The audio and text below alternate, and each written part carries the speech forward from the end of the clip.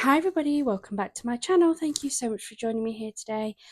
Today, I thought I would give you my plans for my April TBR. I know we're still a day or two in March, but I'm always looking ahead to see what I'm going to be doing.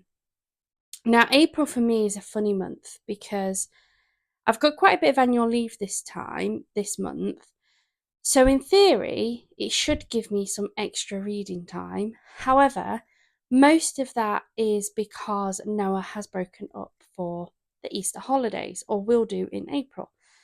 So, while I gain time from not being at work, that's all going to be spent on Noah while Chris is still at work and things. So, April is going to be a slower month. March was a absolute mammoth of a month. I managed to get quite a bit done and I've still got a few days, so I'm feeling good about March. But April I think is going to be a lot slower. So I don't want to give myself a really big TBR and then be disappointed at the end of April if I don't manage to get through as many as I would like. So I have on my TBR, I've got a few books that are the ones that I really want to read, and if I don't manage to get these read, I will be a little bit disappointed because I think even I can manage these. And then I've got a few to the side that are, if I manage to get these ones done, I really want to try and get into next. So if you've been following my channel, you will know that I have a lot of books, a lot of series. I have an awful lot of standalones too. But I found that I've got so many series that I want to read. I just never knew which series I wanted to pick up next. So last year, I wrote down all of the series onto some little pieces of paper. And I have it on one of my bookshelves here. I've popped them into this jar and I've been getting Chris or Noah, they take it in turns to pick me one of these slips of paper which tells me the series I'm going to read next. The first series that was pulled out was the Game of Thrones. And I must admit, I did try. I've read the first book before many, many years ago and really enjoyed it and just never carried on the series. Game of Thrones came out as my first one, and you'll see the Game of Thrones there apart from the first one that's still being read. I got about a third of the way and I just can't get into it. I'm a bit of a mood reader and I don't know. I really cannot get into it to be able to carry on the rest of the series. So that is in the pipeline. Like, it's just been put to one side. It's not that I'm not going to read it, but I gave up in January reading it.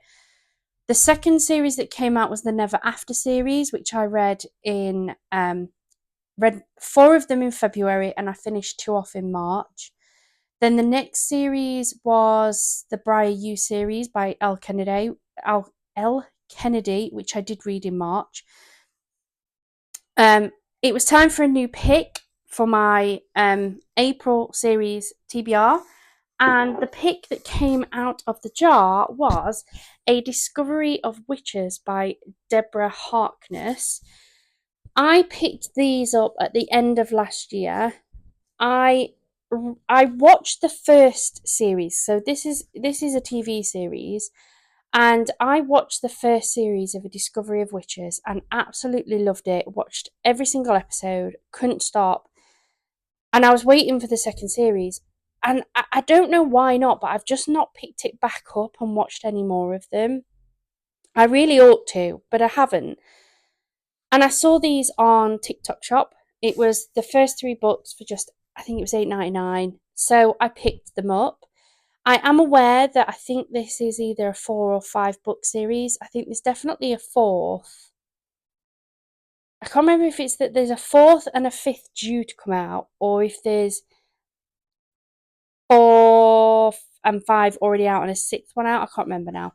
But I haven't read any of these yet, and before I buy any more, I want to see if I enjoy them. So I'm going to try really, really hard in the month of April to read A Discovery of Witches, which is number 1. I then have Shadow of Night, which is number 2, and then The Book of Life, which I believe is number 3. If I enjoy them, and I'll know very early on, I'll know pretty much from book 1 if I'm enjoying the writing style and the story, then I will go and buy the other ones the Blackbird Oracle. I think that's the fourth one. Yeah, the Blackbird Oracle is the fourth. But I've got a feeling there's another one due to come out that I think you can pre-order on Amazon. So I'm going to give these a go. These are my guaranteed like TBR for April. If I can't get through these three in April, I will be a little bit disappointed. They are quite chunky, but there's also only 3 books. So this first one is 690 pages. The second book is 630 pages, thereabouts. And this third book is 637.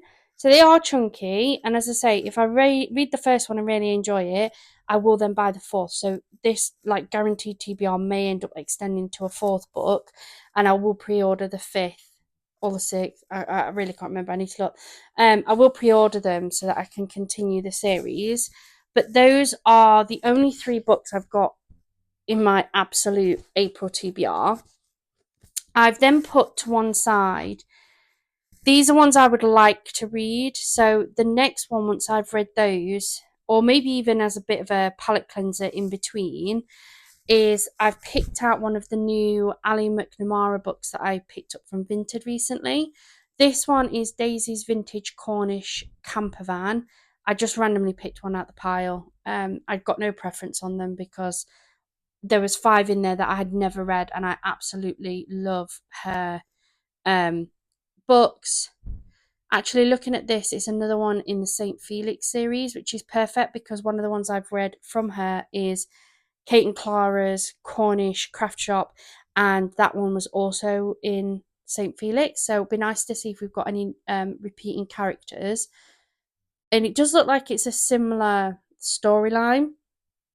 So it says, "Welcome to the gorgeous Cornish town of St. Felix, where there's magic in the air. When Anna inherits a broken-down camper van from her best friend, she takes the chance for a quick trip to Cornwall. Some sea air and fish and chips on the beach is just the tonic she needs.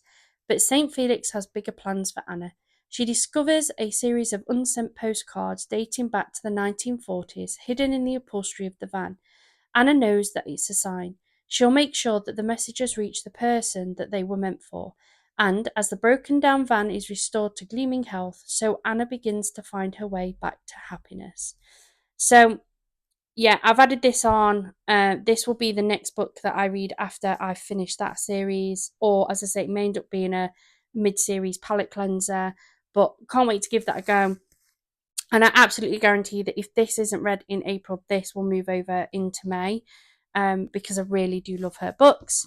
And then the next 2 books I've popped on here that I would really like to give a go, again, these are newer books again, is the 6 Crimson Cranes and the Dragon's Promise. This is a duology that I picked up from Vinted, a very random purchase. I didn't go on looking for these. It just came up in my something you might like list that comes up when you first log into Vinted. But they sound really, really good. I think the covers are absolutely beautiful, and I would just like to give them a go quite early on. So they're going to sit in my maybe April pile. If I don't read them in April and I still fancy them, I'm a bit of a mood reader. So if I do still fancy them, they'll probably move over into May. But you never know. I might get to them. I'm not sure. And that is it. That's all I want to commit myself to be honest. If by some miracle, and I think it will be a miracle if I get through them, if by some miracle I do manage to get through all 6 of these books, unless I change my mind because of me just fancying a specific genre at the time, then my next plan would be to move on to some more of the Agatha Raisin books. I'm trying to get through that Agatha Raisin series, but I'm not trying to back them. I'm just going to use them as little in-step books because they're quite small. So this is what I would absolutely love to get through, and will be disappointed if I don't manage to. It would be great if I could add those 3 on as well to make me 6 books, but these are not my priority in April. These three are my priority. Um, and then, as I say, there may be a fourth one added onto that if I enjoy the story. If you've read any of these, please do let me know in those comments down below. What did you think of them? Did you enjoy them? Did you not? Is there anything that I should be looking out for? Um, but let me know as well, what's your April TBR? What are you planning to get read in April? And don't forget, however many books you read is an achievement in itself. Um, I'm I'm not the fastest reader, but I don't do too bad. Um, and I do prioritize reading. I enjoy reading. I don't watch telly very often at all. Um, in fact, Chris works nights. He goes out to work every night at like 5:20. He doesn't get back till about 6:30 the following morning. There are a couple of nights in the week that Noah stops at grandparents when he's at school. And as soon as Chris leaves that house at 5:20, that every single television in my house is switched off and I will just sit and read.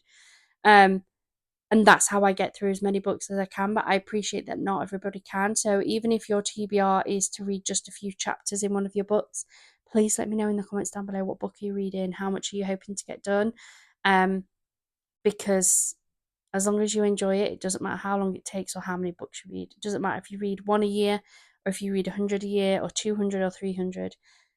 You read whatever you want to read. Um, Thank you so much for joining me here today. I hope you've enjoyed it and happy reading your books. Bye for now.